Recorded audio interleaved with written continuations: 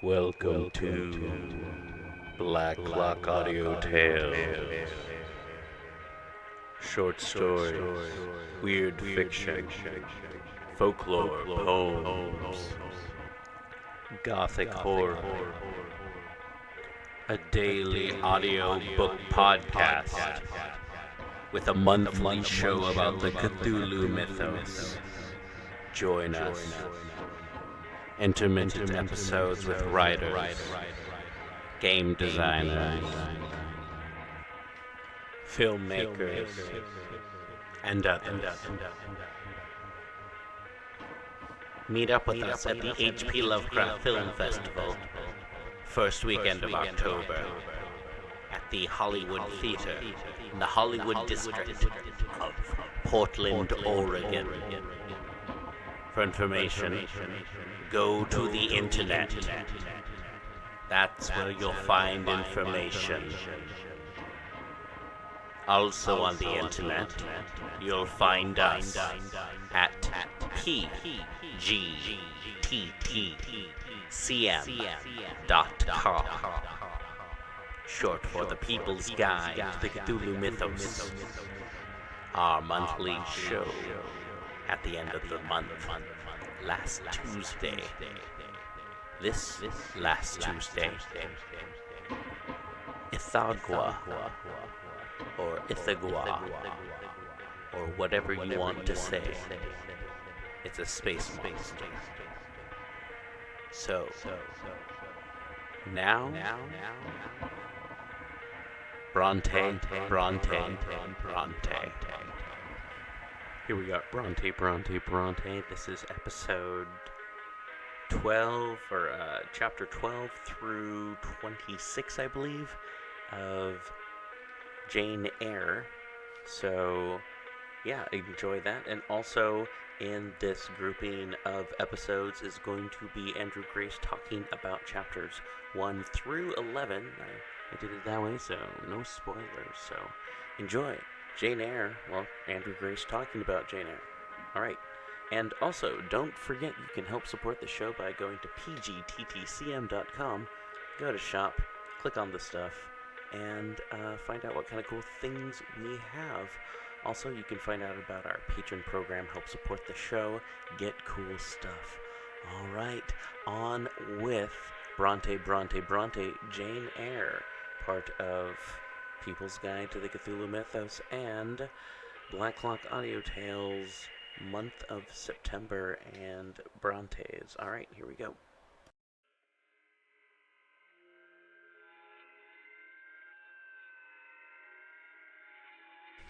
Jane Eyre by Charlotte Brontë, Chapter 20.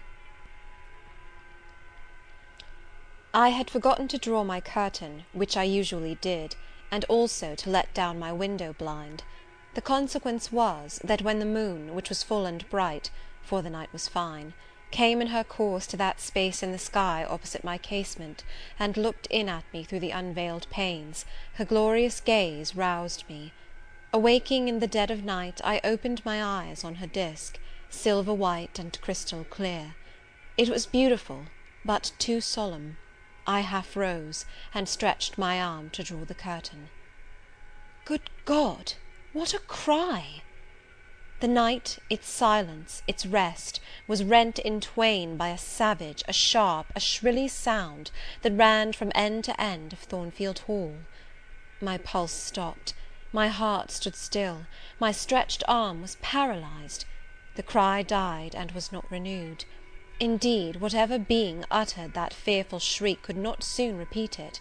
Not the widest winged condor in the Andes could, twice in succession, send out such a yell from the cloud shrouding his eyrie. The thing delivering such utterance must rest ere it could repeat the effort. It came out of the third story, for it passed overhead. And overhead, yes, in the room just above my chamber ceiling, I now heard a struggle, a deadly one it seemed from the noise, and a half-smothered voice shouted, "Help! Help! Help!" 3 times rapidly. "Will no one come?" it cried. And then, while the staggering and stamping went on wildly, I distinguished through plank and plaster, "Rochester! Rochester! For God's sake, come!" a chamber door opened, some one ran or rushed along the gallery, another step stamped on the flooring above, and something fell, and there was silence. I had put on some clothes, though horror shook all my limbs. I issued from my apartment. The sleepers were all aroused. Ejaculations, terrified murmurs sounded in every room. Door after door unclosed. One looked out, and another looked out. The gallery filled. Gentlemen and ladies alike had quitted their beds, and "Oh, what is it? Who is hurt? What has happened? Fetch a light. Is it fire? Are there robbers? Where shall we run?" was demanded confusedly on all hands. But for the moonlight they would have been in complete darkness. They ran to and fro, they crowded together, some sobbed, some stumbled, the confusion was inextricable. "Where the devil is Rochester?" cried Colonel Dent. "I cannot find him in his bed." "Here, here," was shouted in return. "Be composed, all of you, I'm coming." And the door at the end of the gallery opened, and Mr. Rochester advanced with a candle. He had just descended from the upper story. One of the ladies ran to him directly. She seized his arm. It was Miss Ingram. "What awful event has taken place?" said she. "Speak, let us know the worst at once." "But don't pull me down or strangle me," he replied, for the Misses Eshton were clinging about him now, and the two dowagers, in vast white wrappers, were bearing down on him like ships in full sail. "All right, all's right," he cried. "It's a mere rehearsal of Much Ado about Nothing. Ladies, keep off, or I shall wax dangerous." And dangerous he looked. His black eyes darted sparks.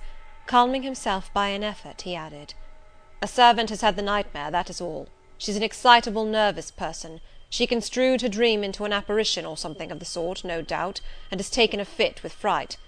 Now then, I must see you all back into your rooms, for till the house is settled she cannot be looked after. Gentlemen, have the goodness to set the ladies the example. Miss Ingram, I am sure you will not fail in evincing superiority to idle terrors. Amy and Louisa, return to your nests like a pair of doves, as you are.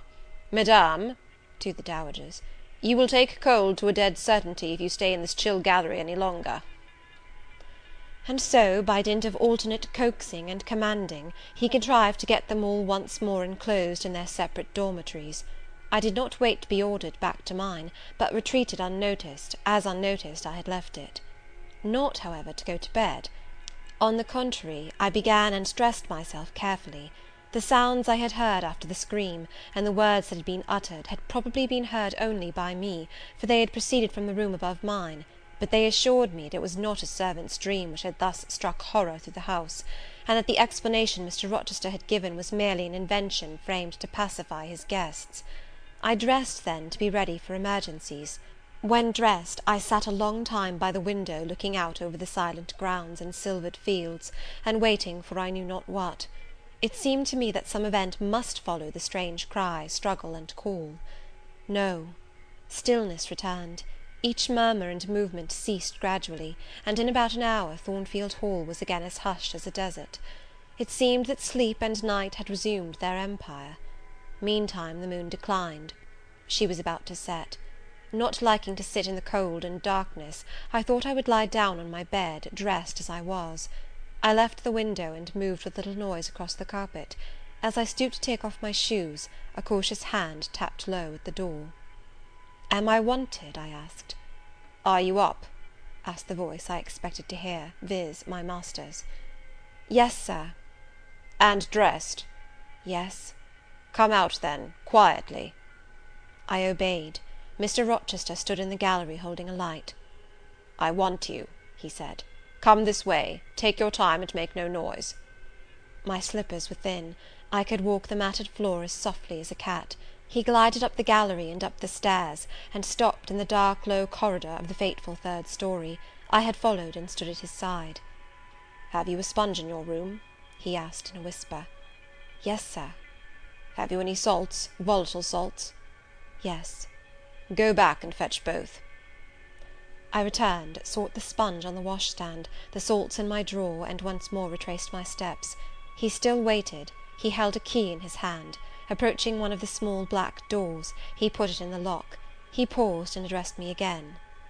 "You don't turn sick at the sight of blood?" "I think I shall not. I have never been tried yet." I felt a thrill while I answered him, but no coldness and no faintness. "Just give me your hand," he said. It will not do to risk a fainting fit." I put my fingers into his. "Warm and steady," was his remark. He turned the key and opened the door. I saw a room I remembered to have seen before. The day Mrs. Fairfax showed me over the house. It was hung with tapestry, but the tapestry was now looped up in one part, and there was a door apparent, which had then been concealed. This door was open. A light shone out of the room within. I heard thence a snarling, snatching sound, almost like a dog quarrelling. Mr. Rochester, putting down his candle, said to me, "Wait a minute," and went forward into the inner apartment. A shout of laughter greeted his entrance, noisy at first, and terminating in Grace Poole's own goblin "Ha! ha!" She, then, was there. He made some sort of arrangement without speaking, though I heard a low voice address him. He came out and closed the door behind him. "Here, Jane," he said; and I walked round to the other side of a large bed, which, with its drawn curtains, concealed a considerable portion of the chamber. An easy chair was near the bed head.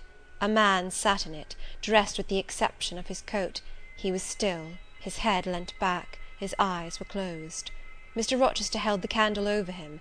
I recognized in his pale and seemingly lifeless face the stranger, Mason. I saw, too, that his linen on one side and one arm was almost soaked in blood. "Hold the candle," said Mr. Rochester, and I took it. He fetched a basin of water from the washstand. "Hold that," said he. I obeyed. He took the sponge, dipped it in, and moistened the corpse-like face. He asked for my smelling bottle, and applied it to the nostrils. Mr. Mason shortly unclosed his eyes. He groaned. Mr. Rochester opened the shirt of the wounded man, whose arm and shoulder were bandaged. He sponged away blood, trickling fast down. "Is there immediate danger?"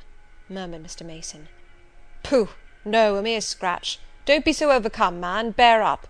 I'll fetch a surgeon for you now, myself. You'll be able to be removed by morning, I hope. Jane," he continued. "Sir?" "I shall have to leave you in this room with this gentleman, for an hour, or perhaps 2 hours. You will sponge the blood as I do when it returns. If he feels faint, you'll put the glass of water on that stand to his lips, and your salts to his nose. You will not speak to him on any pretext. And, Richard, it will be at the peril of your life if you speak to her. Open your lips, agitate yourself, and I'll not answer for the consequences."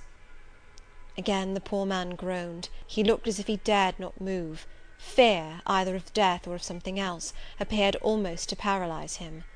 Mr. Rochester put the now bloody sponge into my hand, and I proceeded to use it as he had done. He watched me a second, then saying, "Remember, no conversation," he left the room. I experienced a strange feeling as the key grated in the lock, and the sound of his retreating steps ceased to be heard. Here then I was in the 3rd story, fastened into one of its mystic cells, night around me, a pale and bloody spectacle under my eyes and hands, a murderess hardly separated from me by a single door. Yes, that was appalling. The rest I could bear, but I shuddered at the thought of Grace Poole bursting out upon me. I must keep to my post, however. I must watch this ghastly countenance, these blue, still lips forbidden to unclose, these eyes now shut, now opening, now wandering through the room, now fixing on me, and ever glazed with the dullness of horror. I must dip my hand again and again in the basin of blood and water, and wipe away the trickling gore. I must see the light of the unsnuffed candle wane on my employment, the shadows darken on the wrought antique tapestry round me, and grow black under the hangings of the vast old bed, and quiver strangely over the doors of a great cabinet opposite, whose front, divided into 12 panels, bore in grim design the heads of the 12 apostles, each enclosed in its separate panel as in a frame, while above them at the top rose an ebon crucifix and a dying Christ. According as the shifting obscurity and flickering gleam hovered here or glanced there, it was now the bearded physician, Luke, that bent his brow, now St. John's long hair that waved, and anon the devilish face of Judas that grew out of the panel, and seemed gathering life and threatened a revelation of the arch-traitor, of Satan himself in his subordinate's form. Amidst all this, I had to listen as well as watch, to listen for the movements of the wild beast or the fiend in yonder side den. But since Mr. Rochester's visit, it seemed spell-bound. All the night I heard but 3 sounds at 3 long intervals, a step creak, a momentary renewal of the snarling canine noise, and a deep human groan. Then my own thoughts worried me. What crime was this that lived incarnate in this sequestered mansion, and could neither be expelled nor subdued by the owner? What mystery that broke out now in fire and now in blood, at the deadest hours of night? What creature was it that, masked in an ordinary woman's face and shape, uttered the voice, now of a mocking demon, and anon of a carrion-seeking bird of prey? And this man I bent over, this commonplace, quiet stranger, how had he become involved in the web of horror? And why had the fury flown at him? What made him seek this quarter of the house at an untimely season, when he should have been asleep in bed? I had heard Mr. Rochester assign him an apartment below. What brought him here? And why now was he so tame under the violence or treachery done him? Why did he so quietly submit to the concealment Mr. Rochester enforce? Why did Mr. Rochester enforce this concealment? His guest had been outraged, his own life on a former occasion had been hideously plotted against, and both attempts he smothered in secrecy and sank in oblivion. Lastly, I saw Mr. Mason was submissive to Mr. Rochester, that the impetuous will of the latter held complete sway over the inertness of the former. The few words which had passed between them assured me of this. It was evident that in their former intercourse the passive disposition of the one had been habitually influenced by the active energy of the other. Whence then had arisen Mr. Rochester's dismay when he heard of Mr. Mason's arrival? Why had the mere name of this unresisting individual, whom his word now sufficed to control like a child, fallen on him, a few hours since, as a thunderbolt might fall on an oak? Oh, I could not forget his look and his paleness when he whispered, "Jane, I have got a blow. I have got a blow, Jane." I could not forget how the arm had trembled which he rested on my shoulder, and it was no light matter which could thus bow the resolute spirit, and thrill the vigorous frame of Fairfax Rochester. "When will he come? When will he come?" I cried inwardly, as the night lingered and lingered, as my bleeding patient drooped, moaned, sickened, and neither day nor aid arrived. I had again and again held the water to Mason's white lips, again and again offered him the stimulating salts. My efforts seemed ineffectual. Either bodily or mental suffering, or loss of blood, or all three combined, were fast prostrating his strength. He moaned so, and looked so weak, wild, and lost, I feared he was dying, and I might not even speak to him. The candle, wasted at last, went out. As it expired, I perceived streaks of grey light edging the window curtains. Dawn was then approaching. Presently I heard Pilot bark far below, out of his distant kennel in the courtyard. Hope revived. Nor was it unwarranted.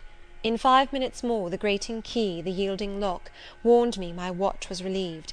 It could not have lasted more than 2 hours. Many a week has seemed shorter. Mr. Rochester entered, and with him the surgeon he had been to fetch. "Now, Carter, be on the alert," he said to this last. "I give you but half an hour for dressing the wound, fastening the bandages, getting the patient down stairs and all." "But is he fit to move, sir?" "No doubt of it. It is nothing serious. He is nervous. His spirits must be kept up. Come, set to work." Mr. Rochester drew back the thick curtain, drew up the Holland blind, let in all the daylight he could, and I was surprised and cheered to see how far dawn was advanced, what rosy streaks were beginning to brighten the east. Then he approached Mason, whom the surgeon was already handling. "Now, my good fellow, how are you?" he asked. "She's done for me, I fear," was the faint reply. "Not a whit. Courage! This day fortnight you'll hardly be a pin the worse of it. You've lost a little blood, that's all. Carter, assure him there's no danger."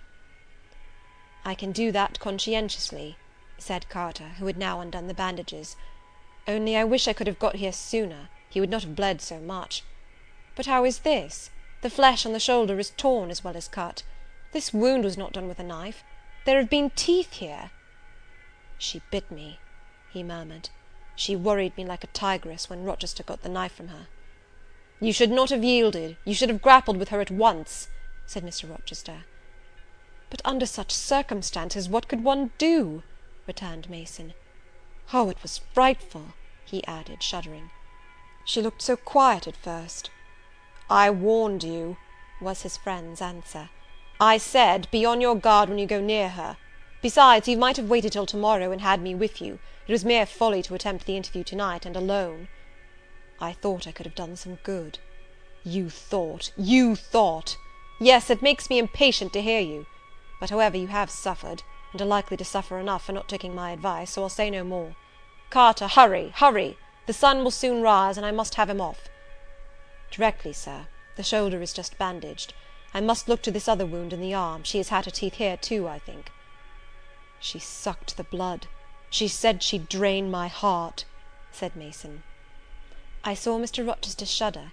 A singularly marked expression of disgust, horror, hatred, warped his countenance almost to distortion, but he only said, "Come, be silent, Richard, and never mind her gibberish. Don't repeat it." "I wish I could forget it," was the answer. "You will when you are out of the country. When you get back to Spanish Town, you may think of her as dead and buried, or rather you need not think of her at all." "Impossible to forget this night." "It is not impossible. Have some energy, man. You thought you were as dead as a herring 2 hours since, and you are all alive and talking now. There, Carter is done with you, or nearly so. I'll make you decent in a trice. Jane," he turned to me for the first time since his re-entrance, "take this key, go down to my bedroom, and walk straight forward into my dressing-room. Open the top drawer of the wardrobe, and take out a clean shirt and neck-handkerchief. Bring them here, and be nimble." I went out, sought the repository he had mentioned, found the articles named, and returned with them. "Now," said he, "go to the other side of the bed while I order his toilet, but don't leave the room. You may be wanted again." I retired as directed. "Was anybody stirring below when you went down, Jane?" inquired Mr. Rochester presently. "No, sir, all was very still." "We shall get you off cannily, Dick, and it will be better, both for your sake and for that of the poor creature in yonder. I have striven long to avoid exposure, and I should not like it to come at last.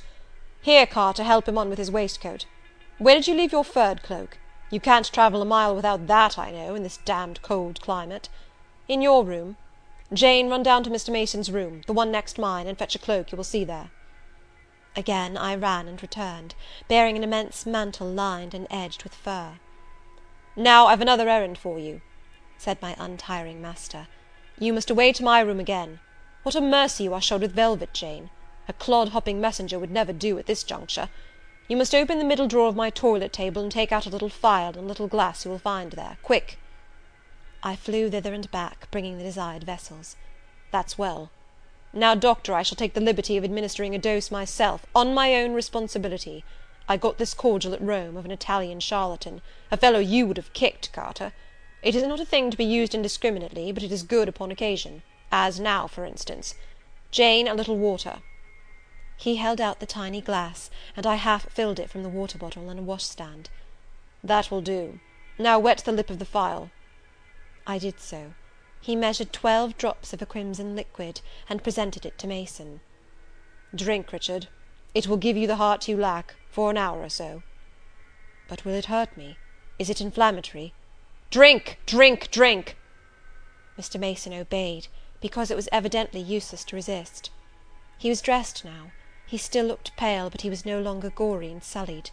Mr. Rochester let him sit 3 minutes after he had swallowed the liquid. He then took his arm. "Now I am sure you can get on your feet," he said. "Try."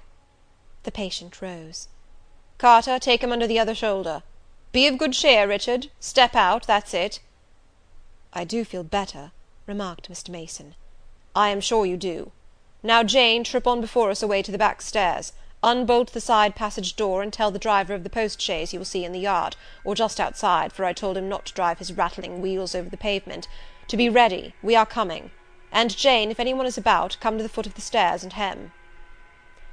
It was by this time 5:30, and the sun was on the point of rising, but I found the kitchen still dark and silent. The side passage door was fastened. I opened it with as little noise as possible. All the yard was quiet, but the gates stood wide open, and there was a post-chaise, with horses ready harnessed, and the driver seated on the box, stationed outside. I approached him, and said the gentlemen were coming. He nodded. Then I looked carefully round, and listened. The stillness of early morning slumbered everywhere. The curtains were yet drawn over the servants' chamber windows. Little birds were just twittering in the blossom-blanched orchard trees, whose boughs drooped like white garlands over the wall enclosing one side of the yard. The carriage horses stamped from time to time in their closed stables. All else was still. The gentlemen now appeared. Mason, supported by Mr. Rochester and the surgeon, seemed to walk with tolerable ease. They assisted him into the chaise. Carter followed. "Take care of him," said Mr. Rochester to the latter, "and keep him at your house till he is quite well. I shall ride over in a day or two to see how he gets on. Richard, how is it with you?" "The fresh air revives me, Fairfax." "Leave the window open on his side, Carter. There is no wind. Good-bye, Dick." "Fairfax." "Well, what is it?" "Let her be taken care of.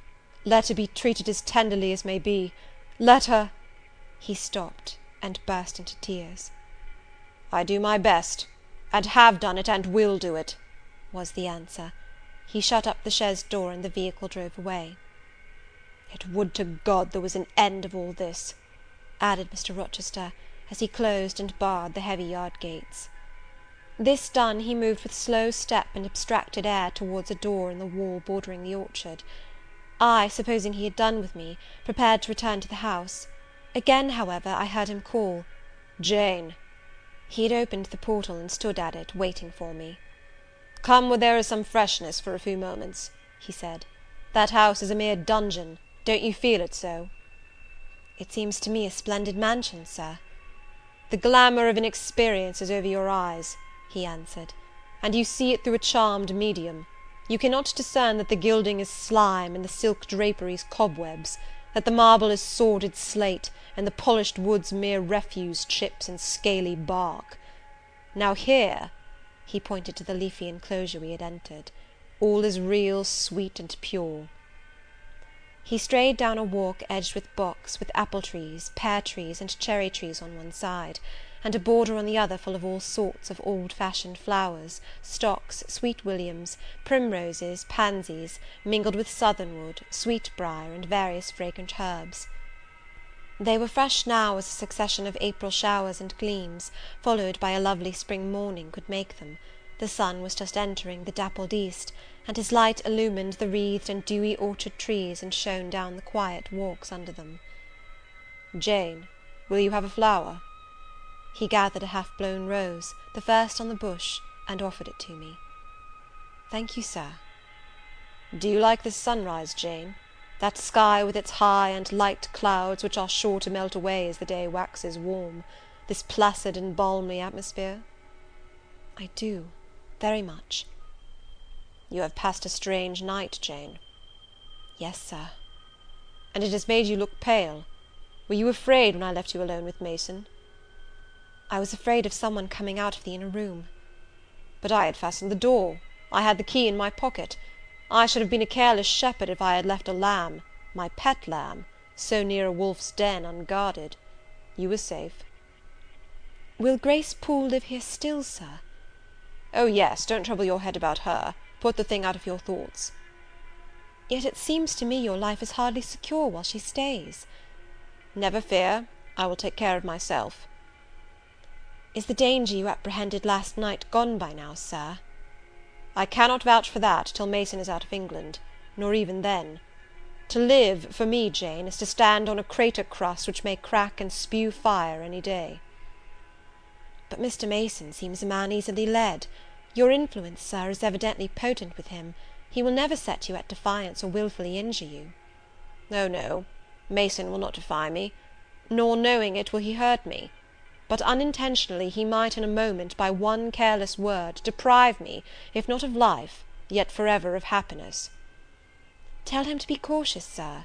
Let him know what you fear, and show him how to avert the danger." He laughed sardonically, hastily took my hand, and as hastily threw it from him. "If I could do that, simpleton, where would the danger be? Annihilated in a moment. Ever since I have known Mason, I have only had to say to him, 'Do that,' and the thing has been done. But I cannot give him orders in this case. I cannot say, 'Beware of harming me, Richard,' for it is imperative that I should keep him ignorant that harm to me is possible. Now you look puzzled, and I will puzzle you further. You are my little friend, are you not?" "I like to serve you, sir, and to obey you in all that is right." "Precisely. I see you do. I see genuine contentment in your gait and mien, your eye and face, when you are helping me and pleasing me, working for me, and with me, in, as you characteristically say, all that is right. For if I bid you do what you thought wrong, there would be no light-footed running, no neat-handed alacrity, no lively grace and animated complexion. My friend would then turn to me, quiet and pale, and would say, "No, sir, that is impossible. I cannot do it, because it is wrong," and would become immutable as a fixed star. Well, you too have power over me, and may injure me, yet I dare not show you where I am vulnerable, lest, faithful and friendly as you are, you should transfix me at once. If you have no more to fear from Mr. Mason than you have from me, sir, you are very safe. God grant it may be so. Here, Jane, is an arbour. Sit down. The arbour was an arch in the wall, lined with ivy. It contained a rustic seat. Mr. Rochester took it, leaving room, however, for me, but I stood before him. "Sit," he said. "The bench is long enough for two. You don't hesitate to take a place at my side, do you? Is that wrong, Jane?" I answered him by assuming it. To refuse would, I felt, have been unwise. "Now, my little friend, while the sun drinks the dew, while all the flowers in this old garden awake and expand, and the birds fetch their young ones' breakfast out of the thornfield, and the early bees do their first spell of work, I'll put a case to you, which you must endeavour to suppose your own. But first look at me, and tell me you are at ease, and not fearing that I err in detaining you, or that you err in staying." "No, sir, I am content." "Well then, Jane, call to aid your fancy. Suppose you were no longer a girl well reared and disciplined, but a wild boy indulged from childhood upwards. Imagine yourself in a remote foreign land. Conceive that you there commit a capital error, no matter of what nature or from what motives, but one whose consequences must follow you through life and taint all your existence. Mind, I don't say a crime. I'm not speaking of shedding blood, or of any other guilty act, which might make the perpetrator amenable to the law. My word is error. The results of what you have done become in time to you utterly insupportable. You take measures to obtain relief. Unusual measures, but neither unlawful nor culpable. Still you are miserable, for hope has quitted you on the very confines of life. Your sun at noon darkens in an eclipse, which you feel will not leave it till the time of setting. Bitter and base associations have become the sole food of your memory. You wander here and there, seeking rest in exile, happiness and pleasure, I mean in heartless sensual pleasure, such as dulls intellect and blights feeling. Heart weary and soul withered, you come home, after years of voluntary banishment. You make a new acquaintance, how or where, no matter. You find in this stranger much of the good and bright qualities which you have sought for 20 years, and never before encountered; and they are all fresh, healthy, without soil and without taint. Such society revives, regenerates. You feel better days come back, higher wishes, purer feelings. You desire to recommence your life, and to spend what remains you of days in a way more worthy of an immortal being. To attain this end, are you justified in overleaping an obstacle of custom, a mere conventional impediment which neither your conscience sanctifies nor your judgment approves?" He paused for an answer, and what was I to say? Oh, for some good spirit to suggest a judicious and satisfactory response! Vain aspiration! The west wind whispered in the ivy round me, but no gentle Ariel borrowed its breath as a medium of speech. The birds sang in the tree-tops, but their song, however sweet, was inarticulate. Again Mr. Rochester propounded his query. "Is the wandering and sinful, but now rest-seeking and repentant man, justified in daring the world's opinion in order to attach him for ever this gentle, gracious, genial stranger, thereby securing his own peace of mind and regeneration of life?" "Sir," I answered, "a wanderer's repose or a sinner's reformation should never depend on a fellow creature. Men and women die, philosophers falter in wisdom, and Christians in goodness. If any one you know has suffered and erred, let him look higher than his equals for strength to amend and solace to heal." "But the instrument, the instrument! God, who does the work, ordains the instrument. I have myself, I tell it to you without parable, been a worldly, dissipated, restless man, and I believe I have found the instrument for my cure in—" He paused. The birds went on carolling, the leaves lightly rustling.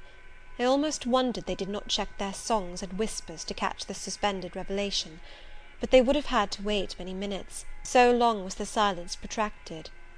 At last I looked up at the tardy speaker. He was looking eagerly at me. "Little friend," said he, in quite a changed tone, while his face changed too, losing all its softness and gravity, and becoming harsh and sarcastic, "you have noticed my tender penchant for Miss Ingram. Don't you think if I married her, she would regenerate me with a vengeance?" He got up instantly, went quite to the other end of the walk, and when he came back he was humming a tune. "Jane, Jane," said he, stopping before me, "you are quite pale with your vigils. Don't you curse me for disturbing your rest." "Curse you? No, Sir." "Shake hands in confirmation of the word. What cold fingers! They were warmer last night when I touched them at the door of the mysterious chamber. Jane, when will you watch with me again?" "Whenever I can be useful, Sir." "For instance, the night before I am married. I am sure I shall not be able to sleep. Will you promise to sit up with me to bear me company? To you I can talk of my lovely one, for now you have seen her and know her." "Yes, Sir." "She's a rare one, is she not, Jane?" "Yes, Sir." "A strapper, a real strapper, Jane, big, brown, and buxom, with hair just such as the ladies of Carthage must have had. Bless me, there's Dent and Lynn in the stables. Go in by the shrubbery through that wicket." As I went one way, he went another, and I heard him in the yard saying cheerfully, "Mason got the start of you all this morning. He was gone before sunrise. I rose at 4 to see him off." End of chapter 20.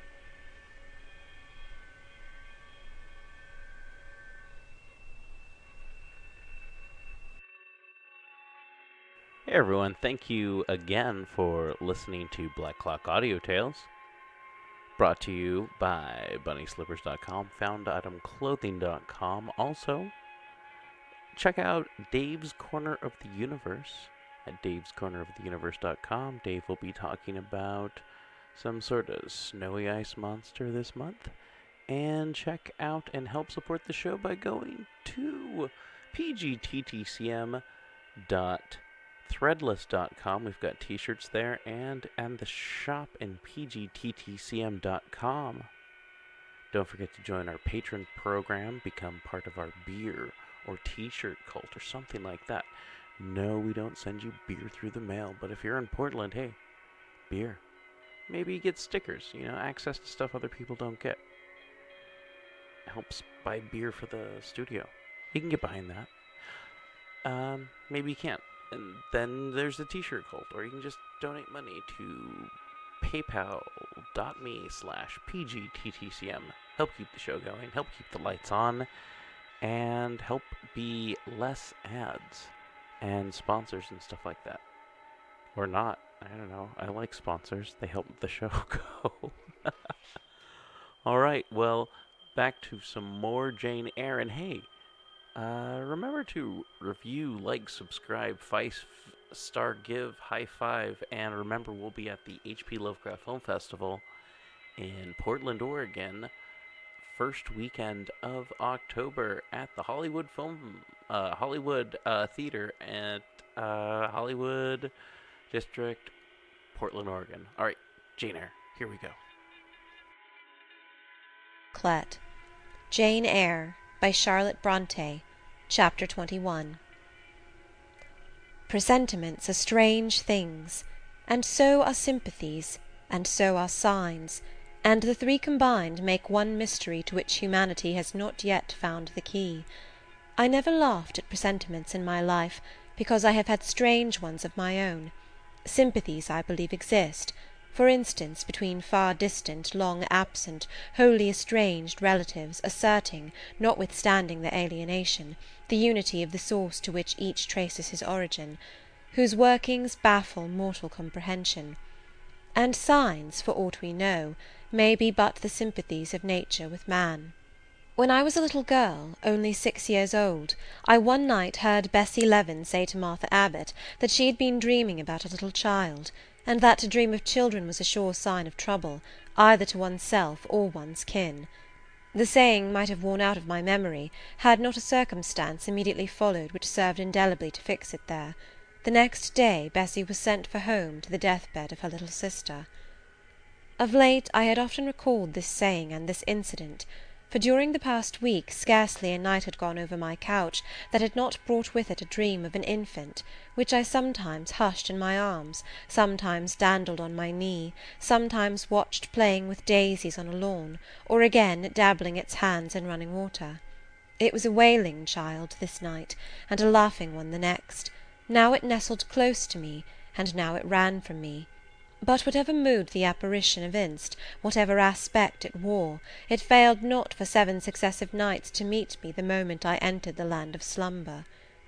I did not like this iteration of one idea, the strange recurrence of one image, and I grew nervous as bedtime approached and the hour of the vision drew near. It was from companionship with this baby phantom I had been roused on that moonlight night when I heard the cry, and it was on the afternoon of the day following I was summoned downstairs by a message that some one wanted me in Mrs. Fairfax's room. On repairing thither, I found a man waiting for me, having the appearance of a gentleman's servant. He was dressed in deep mourning, and the hat he held in his hand was surrounded with a crape band. "I dare say you hardly remember me, miss," he said, rising as I entered, "but my name is Levin. I lived coachman with Mrs. Reed when you were at Gateshead, 8 or 9 years since, and I live there still." "Oh, Robert, how do you do? I remember you very well. You used to give me a ride sometimes on Miss Georgiana's bay pony. And how is Bessie? You are married to Bessie?" "Yes, miss. My wife is very hearty, thank you. She brought me another little one about 2 months since. We have 3 now, and both mother and child are thriving." "And are the family well at the house, Robert?" "I am sorry I can't give you better news of them, miss. They are very badly at present, in great trouble." "I hope no one is dead," I said, glancing at his black dress. He too looked down at the crape round his hat, and replied, "Mr. John died yesterday was a week, at his chambers in London." "Mr. John?" "Yes." "And how does his mother bear it?" "Why, you see, Miss Eyre, it is not a common mishap. His life has been very wild. These last 3 years he gave himself up to strange ways, and his death was shocking." "I heard from Bessie he was not doing well." "Doing well? He could not do worse. He ruined his health and his estate amongst the worst men and the worst women. He got into debt and into jail. His mother helped him out twice, but as soon as he was free he returned to his old companions and habits. His head was not strong. The knaves he lived amongst fooled him beyond anything I ever heard. He came down to Gateshead about 3 weeks ago, and wanted Mrs. to give up all to him. Mrs. refused. Her means have long been much reduced by his extravagance. So he went back again, and the next news was that he was dead. How he died, God knows.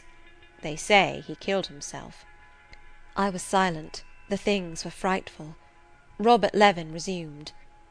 "Mrs. had been out of health herself for some time. She had got very stout, but was not strong with it, and the loss of money and fear of poverty were quite breaking her down. The information about Mr. John's death and the manner of it came too suddenly. It brought on a stroke. She was 3 days without speaking, but last Tuesday she seemed rather better. She appeared as if she wanted to say something, and kept making signs to my wife and mumbling. It was only yesterday morning, however, that Bessie understood she was pronouncing your name, and at last she made out the words, 'Bring Jane. Fetch Jane Eyre, I want to speak to her.' Bessie is not sure whether she is in her right mind, or means anything by the words, but she told Miss Reed and Miss Georgiana, and advised them to send for you. The young ladies put it off at first, but their mother grew so restless, and said 'Jane, Jane,' so many times, that at last they consented. I left Gateshead yesterday, and if you can get ready, miss, I should like to take you back with me early to-morrow morning." "Yes, Robert, I shall be ready. It seems to me that I ought to go." "I think so too, miss. Bessie said she was sure you would not refuse, but I suppose you will have to ask leave before you can get off." "Yes, and I will do it now." And having directed him into the servants' hall, and recommended him to the care of John's wife and the attentions of John himself, I went in search of Mr. Rochester. He was not in any of the lower rooms.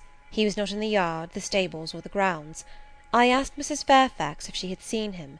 Yes, she believed he was playing billiards with Miss Ingram. To the billiard-room I hastened. The click of balls and the hum of voices resounded thence. Mr. Rochester, Miss Ingram, the 2 Misses Eshton, and their admirers, were all busied in the game. It required some courage to disturb so interesting a party. My errand, however, was one I could not defer, so I approached the master where he stood at Miss Ingram's side. She turned as I drew near, and looked at me haughtily. Her eyes seemed to demand, What can the creeping creature want now? And when I said in a low voice, "Mr. Rochester," she made a movement as if tempted to order me away. I remember her appearance at the moment. It was very graceful and very striking. She wore a morning robe of sky-blue crape. A gauzy azure scarf was twisted in her hair. She had been all animation with the game, and irritated pride did not lower the expression of her haughty lineaments. "Does that person want you?" she inquired of Mr. Rochester, and Mr. Rochester turned to see who the person was. He made a curious grimace, one of his strange and equivocal demonstrations, threw down his cue, and followed me from the room. "Well, Jane," he said, as he rested his back against the schoolroom door, which he had shut. "If you please, sir, I want leave of absence for a week or two." "What to do? Where to go?" "To see a sick lady who has sent for me." "What sick lady? Where does she live?" "At Gateshead, in Blankshire." "Blankshire? That is 100 miles off. Who may she be, that she sends for people to see her at that distance?" "Her name is Reed, sir, Mrs. Reed." "Reed of Gateshead? There was a Reed of Gateshead, a magistrate." "It is his widow, sir." "And what have you to do with her? How do you know her?" "Mr. Reed was my uncle, my mother's brother." "The deuce he was! You never told me that before. You always said you had no relations." "None that would own me, sir. Mr. Reed is dead, and his wife cast me off." "Why?" "Because I was poor and burdensome, and she disliked me."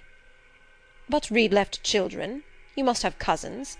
The George Lynn was talking of a Reed of Gateshead yesterday, who, he said, was one of the veriest rascals on town, and Ingram was mentioning a Georgiana Reed of the same place, who was much admired for her beauty a season or two ago in London."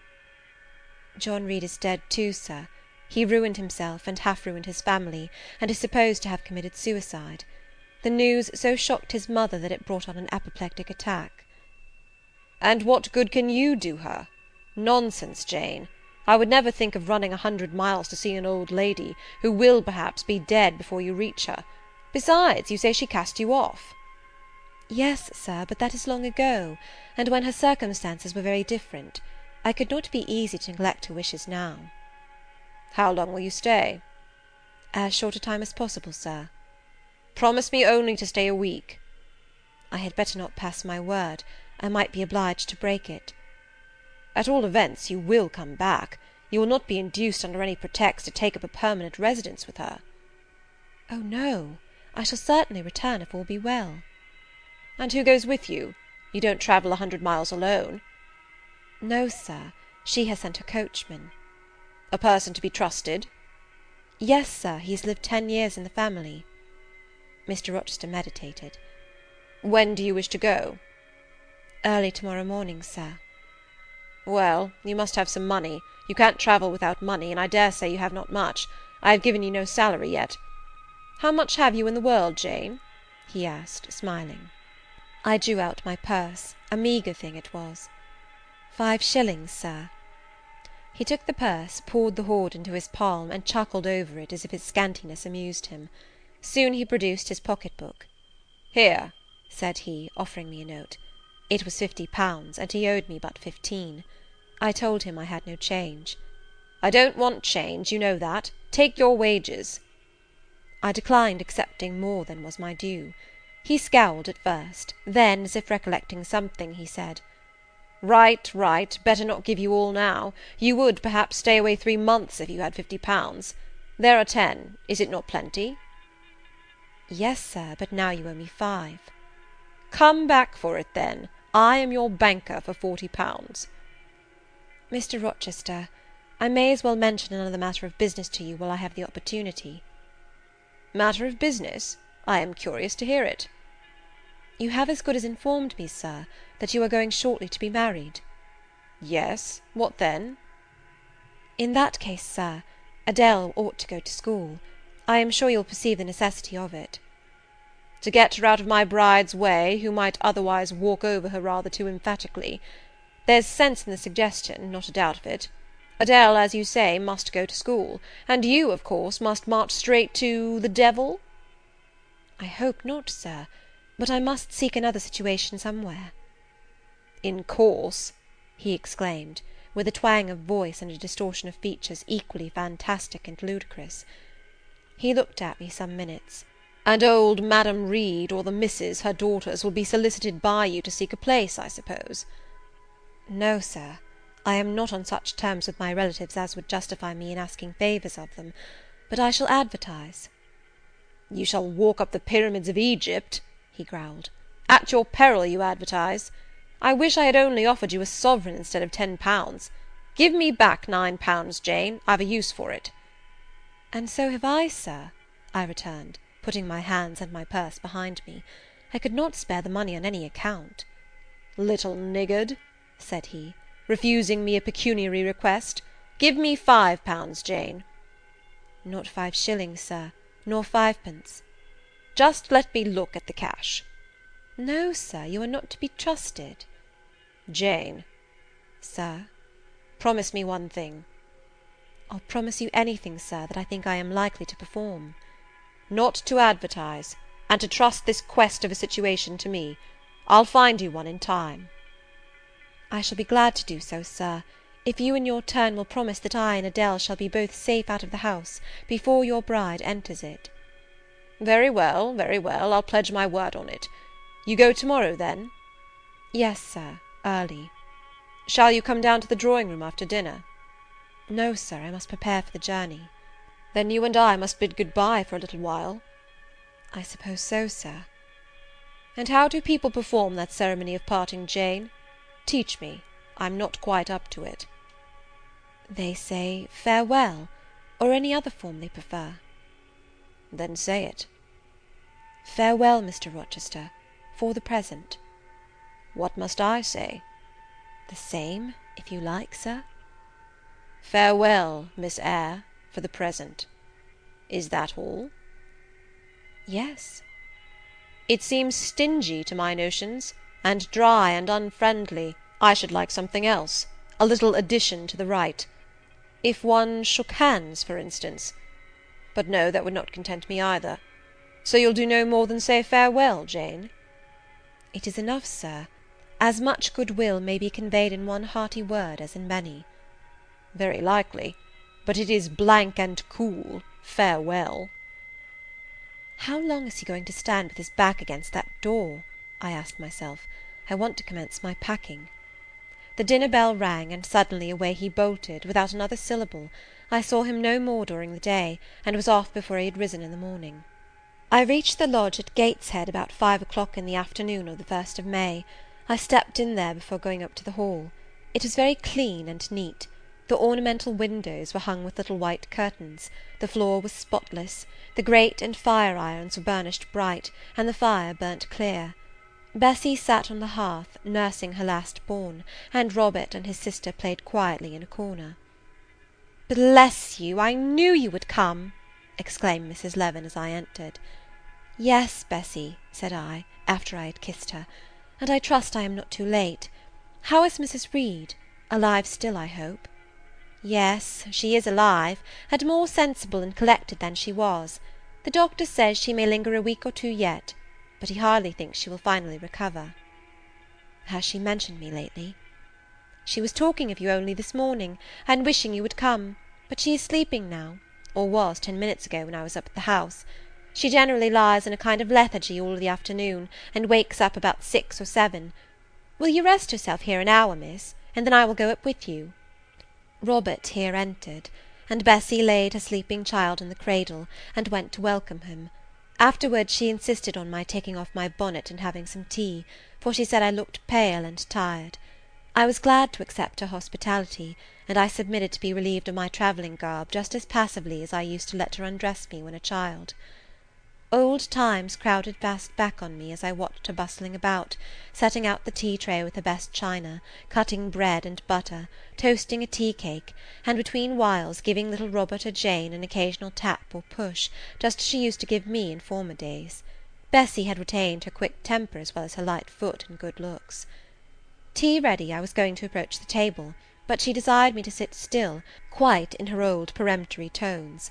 I must be served at the fireside, she said, and she placed before me a little round stand with my cup and a plate of toast, absolutely as she used to accommodate me with some privately purloined dainty on a nursery chair, and I smiled and obeyed her as in bygone days.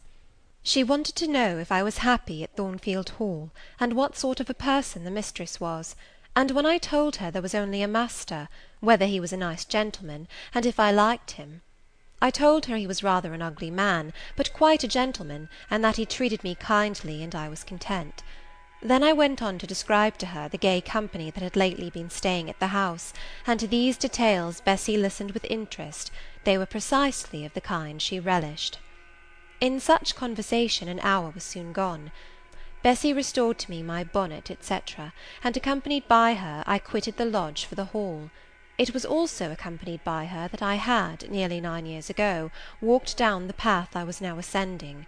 On a dark, misty, raw morning in January, I had left a hostile roof with a desperate and embittered heart, a sense of outlawry and almost of reprobation, to seek the chilly harbourage of Lowood, that bourne so far away and unexplored. The same hostile roof now again rose before me. My prospects were doubtful yet, and I had yet an aching heart. I still felt as a wanderer on the face of the earth, but I experienced firmer trust in myself and my own powers, and less withering dread of oppression. The gaping wound of my wrongs, too, was now quite healed, and the flame of resentment extinguished. "You shall go into the breakfast-room first," said Bessie, as she preceded me through the hall. "The young ladies will be there."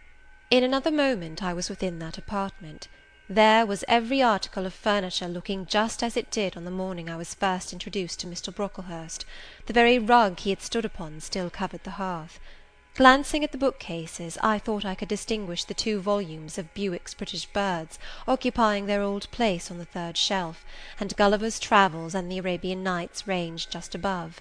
The inanimate objects were not changed, but the living things had altered past recognition. 2 young ladies appeared before me, one very tall, almost as tall as Miss Ingram, very thin too, with a sallow face and severe mien. There was something ascetic in her look, which was augmented by the extreme plainness of a straight-skirted, black stuff dress, a starched linen collar, hair combed away from the temples, and the nun-like ornament of a string of ebony beads and a crucifix.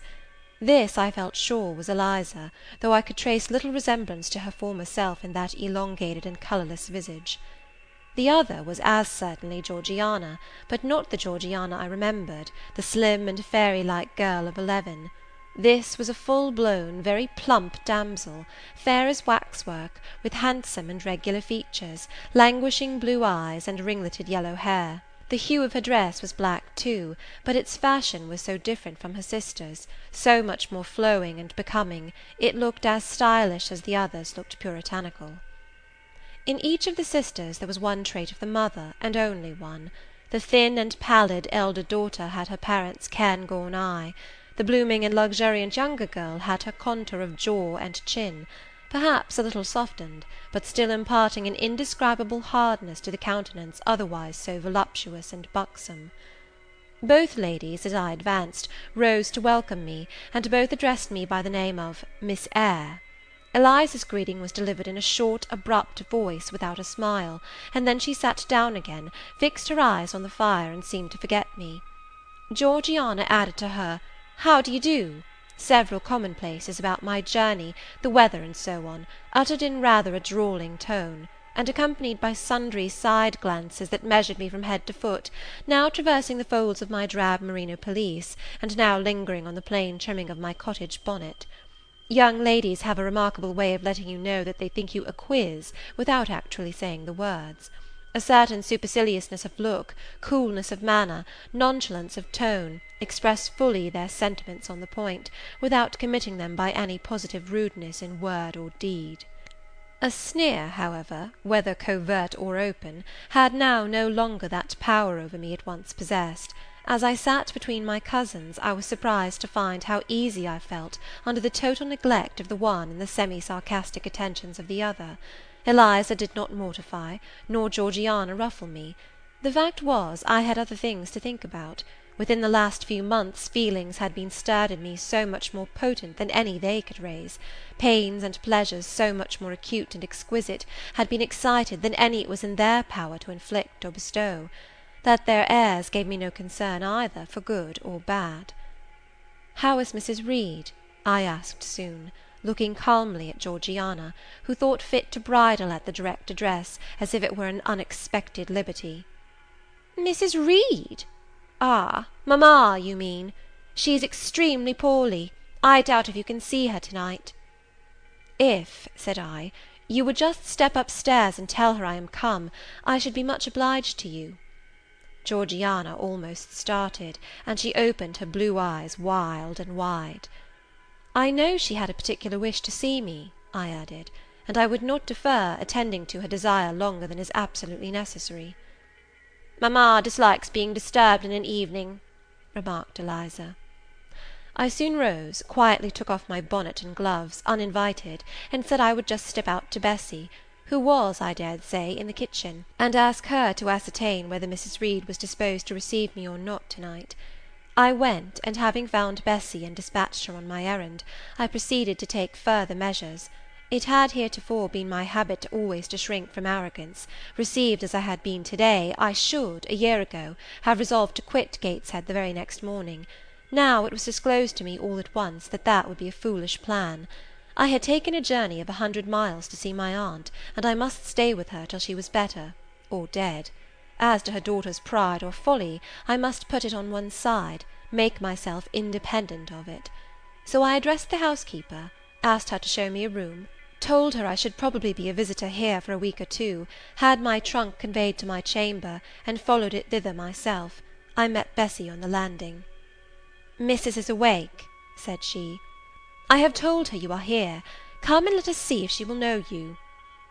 I did not need to be guided to the well-known room, to which I had so often been summoned for chastisement or reprimand in former days. I hastened before Bessie. I softly opened the door. A shaded light stood on the table, for it was now getting dark. There was the great four-post bed with amber hangings as of old. There the toilet table, the arm-chair and the footstool, at which I had 100 times been sentenced to kneel, to ask pardon for offences by me uncommitted. I looked into a certain corner near, half expecting to see the slim outline of a once-dreaded switch which used to lurk there, waiting to leap out imp-like and lace my quivering palm or shrinking neck. I approached the bed. I opened the curtains, and leant over the high-piled pillows. Well did I remember Mrs. Reed's face, and I eagerly sought the familiar image. It is a happy thing that time quells the longings of vengeance, and hushes the promptings of rage and aversion. I had left this woman in bitterness and hate, and I came back to her now with no other emotion than a sort of ruth for her great sufferings, and a strong yearning to forget and forgive all injuries, to be reconciled and clasp hands in amity. The well-known face was there, stern, relentless as ever. There was that peculiar eye which nothing could melt, and the somewhat raised, imperious, despotic eyebrow. How often had it lowered on me menace and hate, and how the recollection of childhood's terrors and sorrows revived as I traced its harsh line now. And yet I stooped down and kissed her. She looked at me. "Is this Jane Eyre?" she said. "Yes, Aunt Reed. How are you, dear aunt?" I had once vowed that I would never call her aunt again. I thought it no sin to forget and break that vow now. My fingers had fastened on her hand which lay outside the sheet. Had she pressed mine kindly, I should at that moment have experienced true pleasure. But unimpressionable natures are not so soon softened, nor are natural antipathies so readily eradicated. Mrs. Reed took her hand away, and turning her face rather from me, she remarked that the night was warm. Again she regarded me so icily, I felt at once that her opinion of me, her feeling towards me, was unchanged and unchangeable. I knew by her stony eye, opaque to tenderness, indissoluble to tears, that she was resolved to consider me bad to the last, because to believe me good would give her no generous pleasure, only a sense of mortification. I felt pain, and then I felt ire, and then I felt a determination to subdue her, to be her mistress in spite both of her nature and her will. My tears had risen just as in childhood. I ordered them back to their source. I brought a chair to the bed-head. I sat down and leaned over the pillow. "You sent for me," I said, "and I am here, and it is my intention to stay till I see how you get on." "Oh, of course. You have seen my daughters?" "Yes." "Well, you may tell them I wish you to stay till I can talk some things over with you I have on my mind. To-night it is too late, and I have a difficulty in recalling them. But there was something I wished to say. Let me see." The wandering look and changed utterance told me what wreck had taken place in her once vigorous frame. Turning restlessly, she drew the bedclothes round her. My elbow, resting on a corner of the quilt, fixed it down. She was at once irritated. "Sit up," said she. "Don't annoy me with holding the clothes fast. Are you Jane Eyre?" "I am Jane Eyre." "I have had more trouble with that child than any one would believe. Such a burden to be left on my hands, and so much annoyance has she caused me daily and hourly with her incomprehensible disposition, and her sudden starts of temper, and her continual unnatural watchings of one's movements. I declare she talked to me once like something mad, or like a fiend. No child ever spoke or looked as she did. I was glad to get her away from the house. What did they do with her at Lowood? The fever broke out there, and many of the pupils died. She, however, did not die, but I said she did. I wish she had died." "A strange wish, Mrs. Reed. Why do you hate her so?" "I had a dislike to her mother always, for she was my husband's only sister, and a great favourite with him. He opposed the family's disowning her when she made her low marriage, and when news came of her death, he wept like a simpleton. He would send for the baby, though I entreated him rather to put it out to nurse and pay for its maintenance. I hated it the first time I set my eyes on it, a sickly, whining, pining thing. It would wail in its cradle all night long, not screaming heartily like any other child, but whimpering and moaning. Reed pitied it, and he used to nurse it and notice it as if it had been his own, more, indeed, than he ever noticed his own at that age. He would try to make my children friendly to the little beggar. The darlings could not bear it, and he was angry with them when they showed their dislike. In his last illness he had it brought continually to his bedside, and but an hour before he died he bound me by vow to keep the creature. I would as soon have been charged with a pauper brat out of a workhouse, but he was weak, naturally weak. John does not at all resemble his father, and I am glad of it. John is like me, and like my brothers, he is quite a Gibson. Oh, I wish he would cease tormenting me with letters for money. I have no more money to give him. We are getting poor. I must send away half my servants, and shut up part of the house, or let it off. I can never submit to do that. Yet how are we to get on? 2/3 of my income goes in paying the interest of mortgages. John gambles dreadfully, and always loses, poor boy. He is beset by sharpers. John is sunk and degraded. His look is frightful. I feel ashamed for him when I see him." She was getting much excited. "I think I had better leave her now," said I to Bessie, who stood on the other side of the bed. "Perhaps you had, miss, but she often talks in this way towards night. In the morning she is calmer." I rose. "Stop!" exclaimed Mrs. Reed. "There is another thing I wish to say. He threatens me. He continually threatens me with his own death, or mine, and I dream sometimes that I see him laid out with a great wound in his throat, or with a swollen and blackened face. I am come to a strange pass. I have heavy troubles. What is to be done? How is the money to be had?" Bessie now endeavoured to persuade her to take a sedative draught. She succeeded with difficulty. Soon after, Mrs. Reed grew more composed, and sank into a dozing state. I then left her. More than 10 days elapsed before I had again any conversation with her. She continued either delirious or lethargic, and the doctor forbade everything which could painfully excite her. Meantime, I got on as well as I could with Georgiana and Eliza. They were very cold indeed at first. Eliza would sit half the day sewing, reading, or writing, and scarcely utter a word either to me or her sister. Georgiana would chatter nonsense to her canary bird by the hour, and take no notice of me. But I was determined not to seem at a loss for occupation or amusement. I had brought my drawing materials with me, and they served me for both. Provided with a case of pencils and some sheets of paper, I used to take a seat apart from them, near the window, and busy myself in sketching fancy vignettes, representing any scene that happened momentarily to shape itself in the ever-shifting kaleidoscope of imagination. a glimpse of sea between two rocks, the rising moon, and a ship crossing its disk, a group of reeds and water flags, and a naiad's head, crowned with lotus flowers rising out of them, an elf sitting in a hedge-sparrow's nest under a wreath of hawthorn bloom. One morning I fell to sketching a face. What sort of a face it was to be I did not care or know. I took a soft black pencil, gave it a broad point, and worked away. Soon I had traced on the paper a broad and prominent forehead, and a square lower outline of visage. That contour gave me pleasure. My fingers proceeded actively to fill it with features. Strongly marked horizontal eyebrows must be traced under that brow. Then followed naturally a well-defined nose, with a straight ridge and full nostrils, then a flexible-looking mouth, by no means narrow, then a firm chin, with a decided cleft down the middle of it. Of course some black whiskers were wanted, and some jetty hair tufted on the temples and waved above the forehead. Now for the eyes. I had left them to the last because they required the most careful working. I drew them large, I shaped them well. The eyelashes I traced long and sombre, the irids lustrous and large. Good, but not quite the thing, I thought, as I surveyed the effect. They want more force and spirit. And I wrought the shades blacker, that the lights might flash more brilliantly. A happy touch or two secured success. There, I had a friend's face under my gaze, and what did it signify that those young ladies turned their backs on me? I looked at it. I smiled at the speaking likeness. I was absorbed and content. "Is that a portrait of someone you know?"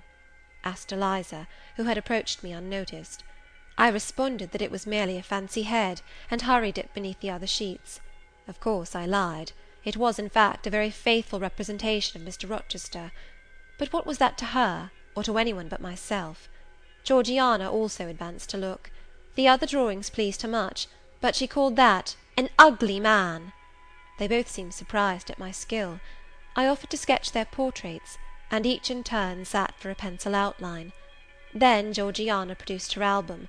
I promised to contribute a water-colour drawing. This put her at once into good humour. She proposed a walk in the grounds. Before we had been out 2 hours, we were deep in a confidential conversation. She had favoured me with a description of the brilliant winter she had spent in London 2 seasons ago, of the admiration she had there excited, the attention she had received, and I even got hints of the titled conquests she had made. In the course of the afternoon and evening these hints were enlarged on. Various soft conversations were reported, and sentimental scenes represented, and, in short, a volume of a novel of fashionable life was that day improvised by her for my benefit. The communications were renewed from day to day. They always ran on the same theme, herself, her loves, and woes. It was strange she never once adverted either to her mother's illness or her brother's death, or the present gloomy state of the family prospects. Her mind seemed wholly taken up with reminiscences of past gaiety, and aspirations after dissipations to come. She passed about 5 minutes each day in her mother's sick-room, and no more. Eliza still spoke little. She had evidently no time to talk. I never saw a busier person than she seemed to be, yet it was difficult to say what she did, or rather to discover any result of her diligence. She had an alarm to call her up early. I know not how she occupied herself before breakfast, but after that meal she divided her time into regular portions, and each hour had its allotted task. 3 times a day she studied a little book, which I found, on inspection, was a common prayer-book. I asked her once what was the great attraction of that volume, and she said, "The rubric." 3 hours a day she gave to stitching with gold thread the border of a square crimson cloth, almost large enough for a carpet. In answer to my inquiries after the use of this article, she informed me it was a covering for the altar of a new church lately erected near Gateshead. 2 hours she devoted to her diary, 2 to working by herself in the kitchen garden, and 1 to the regulation of her accounts. She seemed to want no company, no conversation. I believe she was happy in her way.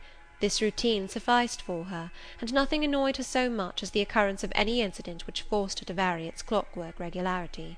She told me one evening, when more disposed to be communicative than usual, that John's conduct and the threatened ruin of the family had been a source of profound affliction to her, but she had now, she said, settled her mind and formed her resolution. Her own fortune she had taken care to secure, and when her mother died, and it was wholly improbable, she tranquilly remarked, that she should either recover or linger long, she would execute a long-cherished project, seek a retirement where punctual habits would be permanently secured from disturbance, and place safe barriers between herself and a frivolous world. I asked if Georgiana would accompany her. Of course not. Georgiana and she had nothing in common, they never had had. She would not be burdened with her society for any consideration. Georgiana should take her own course, and she, Eliza, would take hers. Georgiana, when not unburdening her heart to me, spent most of her time in lying on the sofa, fretting about the dulness of the house, and wishing over and over again that her aunt Gibson would send her an invitation up to town. "It would be so much better," she said, "if she could only get out of the way for a month or two, till all was over." I did not ask what she meant by all being over, but I suppose she referred to the expected decease of her mother, and the gloomy sequel of funeral rites. Eliza generally took no more notice of her sister's indolence and complaints than if no such murmuring, lounging object had been before her. One day, however, as she put away her account-book and unfolded her embroidery, she suddenly took her up thus: "Georgiana, a more vain and absurd animal than you was certainly never allowed to cumber the earth. You had no right to be born, for you make no use of life. Instead of living for, in, and with yourself, as a reasonable being ought, you seek only to fasten your feebleness on to some other person's strength. If no one can be found willing to burden her or himself with such a fat, weak, puffy, useless thing, you cry out that you are ill-treated, neglected, miserable. Then, too, existence for you must be a scene of continual change and excitement, or else the world is a dungeon. You must be admired, you must be courted, you must be flattered, you must have music, dancing, and society, or you languish, you die away. Have you no sense to devise a system which will make you independent of all efforts, and all wills but your own? Take one day, share it into sections, to each section apportion its task, leave no stray unemployed quarters of an hour, 10 minutes, 5 minutes, include all, do each piece of business in its turn with method, with rigid regularity. The day will close almost before you are aware it has begun, and you are indebted to no one for helping you to get rid of one vacant moment. You have had to seek no one's company, conversation, sympathy, forbearance. You have lived, in short, as an independent being ought to do. Take this advice, the first and last I shall offer you. Then you will not want me or any one else, happen what may. Neglect it, go on as heretofore, craving, whining, and idling, and suffer the results of your idiocy, however bad and insuperable they may be. I tell you this plainly, and listen, for though I shall no more repeat what I am about to say, I shall steadily act on it. After my mother's death, I wash my hands of you. From the day her coffin is carried to the vault in Gateshead Church, you and I will be as separate as if we had never known each other. You need not think that because we chance to be born of the same parents I shall suffer you to fasten me down by even the feeblest claim. I can tell you this, if the whole human race, ourselves excepted, were swept away, and we two stood alone on the earth, I would leave you in the old world, and betake myself to the new." She closed her lips. "You might have spared yourself the trouble of delivering that tirade," answered Georgiana. "Everybody knows you are the most selfish, heartless creature in existence, and I know your spiteful hatred towards me. I have had a specimen of it before in the trick you played me about Lord Edwin Vere. You could not bear me to be raised above you, to have a title, to be received into circles where you dare not show your face, and so you acted the spy and informer, and ruined my prospects for ever." Georgiana took out her handkerchief, and blew her nose for an hour afterwards. Eliza sat cold, impassible, and assiduously industrious. True, generous feeling is made small account of by some, but here were two natures rendered, the one intolerably acrid, the other despicably savourless for the want of it. Feeling without judgment is a washy draught indeed, but judgment untempered by feeling is too bitter and husky a morsel for human deglution. It was a wet and windy afternoon. Georgiana had fallen asleep on the sofa over the perusal of a novel. Eliza was gone to attend a Saint's Day service at the new church, for in matters of religion she was a rigid formalist. No weather ever prevented the punctual discharge of what she considered her devotional duties. Fair or foul, she went to church thrice every Sunday, and as often on week-days as there were prayers. I bethought myself to go upstairs and see how the dying woman sped, who lay there almost unheeded. The very servants paid her but a remittent attention. The hired nurse, being little looked after, would slip out of the room whenever she could. Bessie was faithful, but she had her own family to mind, and could only occasionally come to the hall. I found the sick-room unwatched, as I had expected. No nurse was there. The patient lay still, and seemingly lethargic, her livid face sunk in the pillows. The fire was dying in the grate. I renewed the fuel, rearranged the bedclothes, gazed a while on her who could not now gaze on me, and then I moved away to the window. The rain beat strongly against the panes, the wind blew tempestuously. One lies there, I thought, who will soon be beyond the war of earthly elements. Whither will that spirit, now struggling to quit its material tenement, flit when at length released?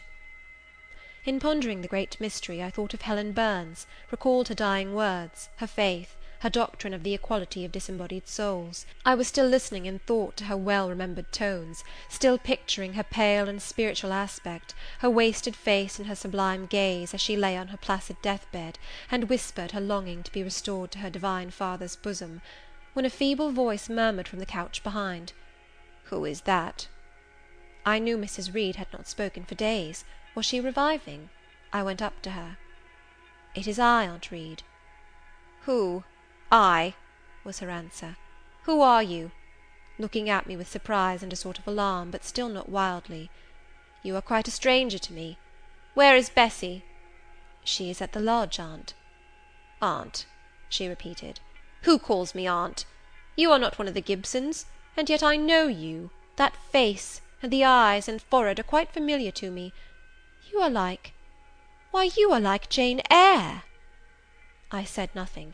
I was afraid of occasioning some shock by declaring my identity. "Yet," said she, "I am afraid it is a mistake. My thoughts deceive me. I wished to see Jane Eyre, and I fancy a likeness where none exists. Besides, in 8 years she must be so changed." I now gently assured her that I was the person she supposed and desired me to be, and seeing that I was understood, and that her senses were quite collected, I explained how Bessie had sent her husband to fetch me from Thornfield. "I am very ill, I know," she said ere long.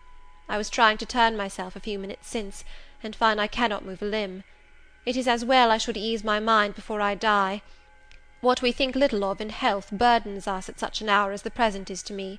Is the nurse here, or is there no one in the room but you?" I assured her we were alone. "Well, I have twice done you a wrong which I regret now. One was in breaking the promise which I gave my husband to bring you up as my own child. The other—" She stopped. "After all, it is of no great importance, perhaps," she murmured to herself. "And then I make it better, and to humble myself so to her is painful." She made an effort to alter her position, but failed.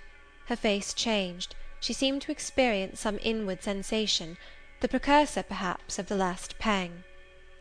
"Well, I must get it over. Eternity is before me. I had better tell her. Go to my dressing-case, open it, and take out a letter you will see there." I obeyed her directions. "Read the letter," she said. It was short, and thus conceived. "Madam, will you have the goodness to send me the address of my niece Jane Eyre, and to tell me how she is? It is my intention to write shortly, and desire her to come to me at Madeira. Providence has blessed my endeavours to secure a competency, and as I am unmarried and childless, I wish to adopt her during my life, and bequeath her at my death whatever I may have to leave. I am, Madam, etc., etc., John Eyre, Madeira." It was dated 3 years back. "Why did I never hear of this?" I asked. "Because I disliked you too fixedly and thoroughly ever to lend a hand in lifting you to prosperity. I could not forget your conduct to me, Jane, the fury with which you once turned on me, the tone in which you declared you abhorred me, the worst of anybody in the world, the unchildlike look and voice with which you affirmed that the very thought of me made you sick, and asserted that I had treated you with miserable cruelty. I could not forget my own sensations when you thus started up and poured out the venom of your mind. I felt fear as if an animal that I had struck or pushed had looked up at me with human eyes and cursed me in a man's voice.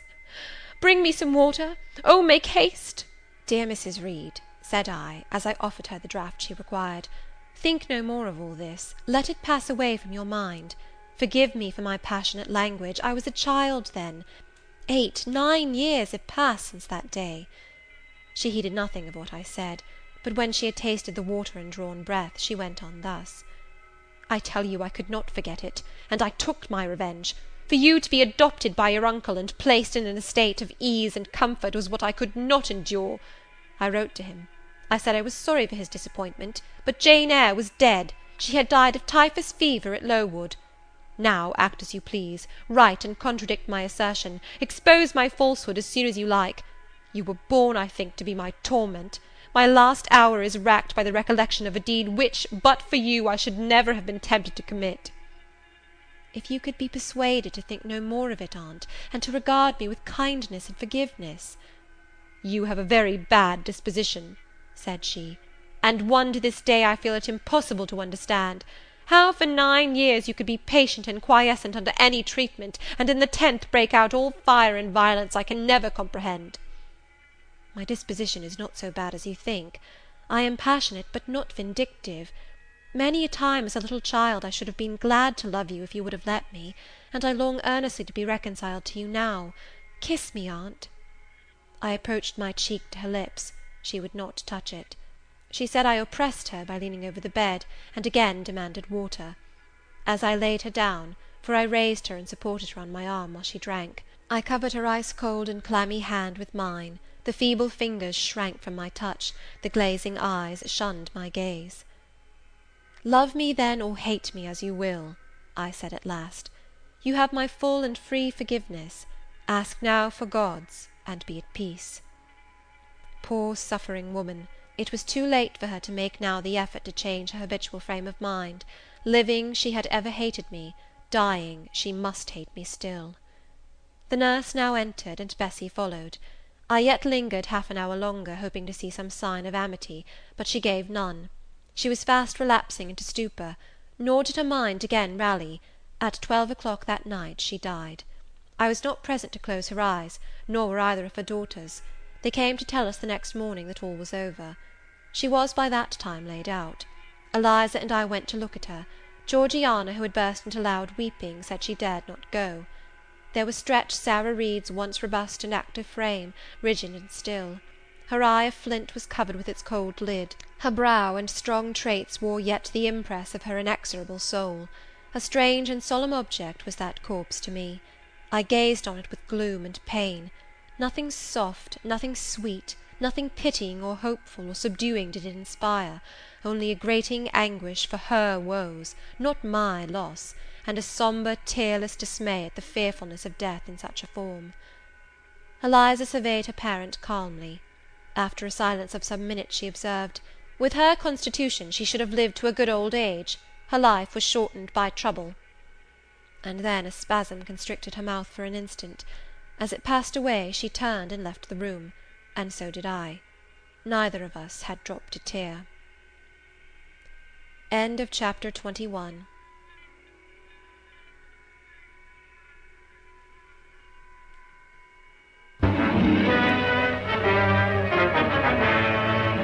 Prepare for a spine-tingling, nerve-shattering podcast featuring all your favorite monsters. You won't believe your ears when you listen to Monster Kid Radio. Hear your host, Derek M. Cook, and his ever-rotating stable of guests discuss your favorite classics and sometimes not-so-classic monster movies. Subscribe to Monster Kid Radio through iTunes or Stitcher, or visit monsterkidradio.net before the next weekly episode of Monster Kid Radio. Go through the archives for interviews with Sarah Karloff, Victoria Price, and Joel Hodgson. Listen to discussions about movies like Creature from the Black Lagoon, Island of Terror, and King Kong. And don't forget convention coverage from Monster Bash and the H.P. Lovecraft Film Festival, Classic Monsters, Modern Talk, and the Head of Rondo Hatton, only on Monster Kid Radio.